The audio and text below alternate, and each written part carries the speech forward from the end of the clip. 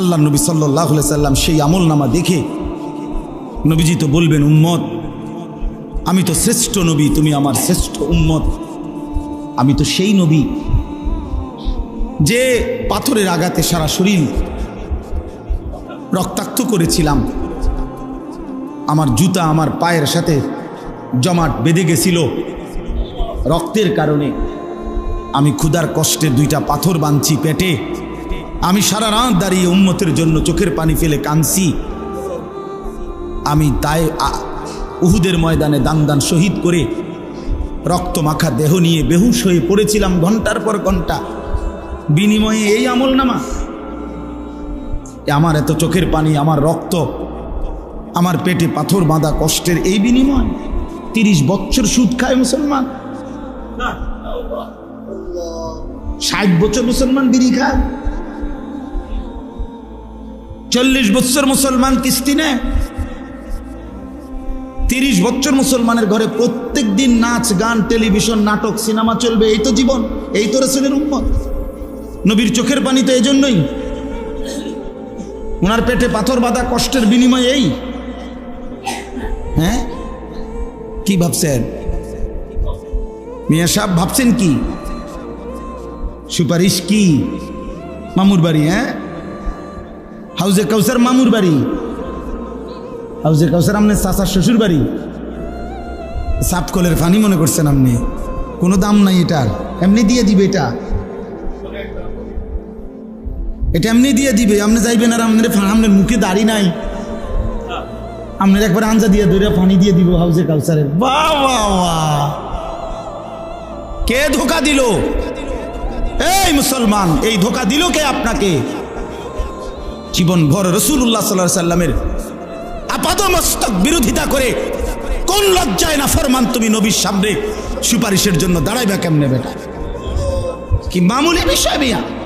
কোরআন শরীফে আছে, কোরআনুল কারীমে সূরা ফুরকানে আছে, নবীজি সাল্লাল্লাহু আলাইহি সাল্লাম বলবে, ইয়া রাব্বি ইন্না কওমি ইত্তাখাযু হাদাল কুরআনা মাহজুরা। কোরআন শরীফের আয়াত। ওয়া ক্বালার রাসূল, আল্লাহ বলেন, আমার রাসূল বলবে হাসরের দিন, হে আমার আল্লাহ, আমার জাতির এই লোকগুলো আমার 23 বছরের কষ্টে গড়া কোরআন, আমি যেটা আপনার কাছ থেকে নিয়েছি মাওলা, রাত নাই দিন নাই সকাল নাই দুপুর নাই, খাইয়া না খাইয়া পেটে পাথর বাইন্দা রক্ত মাখা শরীরে আমি যেই কোরআন আমার উম্মতের কাছে দিয়ে গেছি, আমার উম্মতের এই লোকগুলো সেই কোরআন মাহজুর নিজেদের জীবন থেকে পরিত্যক্ত করে দিয়েছে, দূরে সরায় দিছে। আজ এই হাসরের ময়দানে আমি এটার বিচার চাই আল্লাহ। হ্যাঁ, আপনি সুপারিশ মামুর বাড়ি মনে করছেন, আপনি বইবে ডুলবেন আর নবী সুপারিশ করবে? হ্যাঁ, এটার কোনো নিয়ম কানুন নাই। আল্লাহ নবী সাল্লাল্লাহু আলাইহি ওয়াসাল্লাম সুপারিশ করবেন মানে কি? মানে এটা আমাদেরকে বলে দিছে যে উম্মত মৃত্যু পর্যন্ত যত চুরি চামারি, যত মিথ্যা, যত সুদ ঘুষ, যত গান বাদ্য নাটক সিনেমা যা আছে সমস্ত নাফরমানি তুমি করতে করতে মরবা, আমি সুপারিশ করে জান্নাত দেব। এটাই তো নবী বলছে। তো তো কি হিসাবটা কি তাই বলেন? আমার কথা শেষ, বলেন আসলে কি? ইনসাফ করেন বাবা, ইনসাফ করো। নওজোয়ান তুমি ইনসাফ করো, বয়স্ক বাবা ইনসাফ করেন। একটু পরে যার যার ঘরে যার যে ফিরে যাবেন, কেউ কারো জন্য থামে না। স্বার্থপর এই দুনিয়া, কারো কথা মনেও রাখে না, কারো জন্য থামেও, কারো জন্য থামে। এই আমি 2 দিন আগেও দেখছি হাইয়েস্ট গাড়ি ট্রাকের সাথে বাড়ি খাইয়া হাইয়েস্ট গাড়ির ড্রাইভারটা তৎক্ষণাৎ মারা গেছে, বইটা লাইছে একদম। কি কষ্টে ভাঙ্গা সুইডাইটারে বাইর করছে ড্রাইভারটা, কিন্তু 10 মিনিটের ব্যবধানে একটা গাড়িও থামে নাই। সব গাড়ি ডানে বামে পাশ কাইটা কাইটা সবাই চলে গেছে, কারো হাতে সময় নাই। জলজ্জান্ত একটা মানুষ মরে গেছে, সেই গাড়িটা চলতেছিল, এই অবস্থায় ড্রাইভার অ্যাক্সিডেন্ট করেছে, মারা গেছে। তাহলে স্বার্থপর এই দুনিয়া কারো জন্য থামে না, কারো হাতে সময় নাই রে দোস্ত, কারো হাতে সময়, কারো হাতে সময়। দিন শেষে রাত শেষে একাকী ভাইবা দেখেন, আমি একাই। আমার সুখে আমি, আমার দুঃখ আমি, আমার আনন্দ আমি, আমার বেদনা আমি। ঠিক একদিন কবরে আমি একাই, একদিন হাসরের ময়দানে আমি একাই, একদিন ফুলসিরাতের গোড়ায় আমি একাই, একদিন আমল নামার হিসাব নিতে গিয়ে আমি একাই। অকুল্লুহুম আতিহি ইয়াউমাল কিয়ামাতি ফারদা। আল্লাহ বলছে তোমাদের সকলকেই আমি আল্লাহর সামনে কিয়ামতের দিন আসতে হবে একজন একজন। ফারদান অর্থ ওয়াহিদান, একজন একজন, একজন। ইয়াবাসুহুমুল্লাহু জামিআন। আল্লাহ বলে তোমাদের সকলকে আমি আল্লাহ তাআলা হাসরের ময়দানে উঠাবো। ফায়ুনাব্বিউহুম বিমা আমিলু। সকলকেই তাদের পুরা জীবনের আমল জানাবো, আমি আল্লাহ শুনাবো। আহসাহুল্লাহু ওয়া নাসু। আল্লাহ বলেন আমি গুনে গুনে রেখেছি, যদিও তোমরা ভুলে গেছো। আমার মনে নাই, আপনারও মনে নাই। 2024 সাল গত বছর ঠিক এই দিনে এই টাইমে আমি আপনি কি করছিলাম আমার হয়তো মনে নাই, আপনারও মনে নাই, কিন্তু আল্লাহ তাআলা বলেন আমি গুনে গুনে রেখেছি। আল্লাহ তাআলার কাছে হিসাব আছে তো, ফেরেশতার কাছে হিসাব আছে তো, আমলনামায় লেখা আছে তো, অঙ্গ প্রত্যঙ্গ সাক্ষী আছে তো, জমিন সাক্ষী আছে তো। এত কিছু ফাঁকি দিবেন কেমন? জমিনকে ফাঁকি দিবেন কেন? এই দেহকে ফাঁকি দিবেন কেন? ফেরেশতার আমলনামার খাতায় ফাঁকি দিবেন কেন? ফেরেশতার স্মৃতিতে উনি মুখস্থ বলবে, সেটা ফাঁকি দিবেন কেন? আল্লাহর নজর ফাঁকি দিবেন কেন? আলাম ইয়ালাম বিআন্নাল্লাহা ইয়ারা। রব্বুল আলামিন বলে তুমি জানো কি বান্দা, আমি কিন্তু সারাক্ষণ তোমাকে দেখি। কতক্ষণ? কতক্ষণ? আল্লাযী ইয়ারাকা হিনা তাকুম ওয়া তাকাল্লুবাকা ফিস সাজিদিন।